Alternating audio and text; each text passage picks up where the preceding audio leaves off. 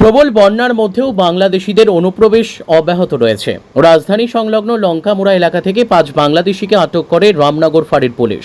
তাদেরকে আটক করে পশ্চিম আগরতলা থানায় নিয়ে আসা হয়। রবিবার ধৃতদের কোর্টে তোলা হয় বলে জানান পশ্চিম থানার ওসি পরিতোষ দাস। গত 23শে আগস্ট গোপন সূত্রে খবরের ভিত্তিতে অভিযান চালিয়ে এই বাংলাদেশিদের জালে তোলে পুলিশ। ধৃতদের বাড়ি বাংলাদেশের রাজশাহীতে।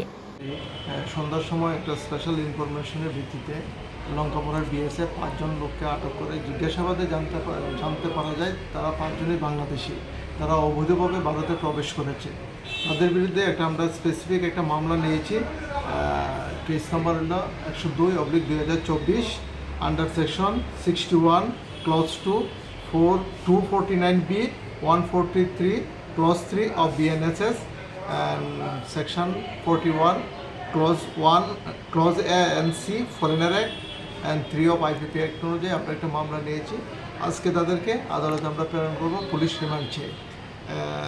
আমরা জানার চেষ্টা করছি তারা কেন অবৈধভাবে বাংলাদেশে প্রবেশ করেছে এই বিষয়গুলি নিয়েছে। তাছাড়াও তাদেরকে যারা সহযোগিতা করেছে, যারা টাউটস, ইন্ডিয়ান টাউটস এবং বাংলাদেশ টাউটস আছে, এগুলিকে আমরা আইডেন্টিফাই করার জন্য। তারা কি কারণে এসেছে, কিভাবে এসেছে, কিছু? তারা অবৈধভাবে কাঁটাতার ক্রস করে আমাদের ভারতে প্রবেশ করেছে বেআইনিভাবে।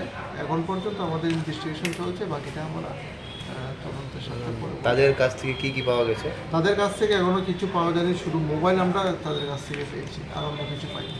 তারা বাংলাদেশের কোন জায়গায়? তারা বাংলাদেশের চাপাই নবাবগঞ্জ এলাকায়। নামগুলো?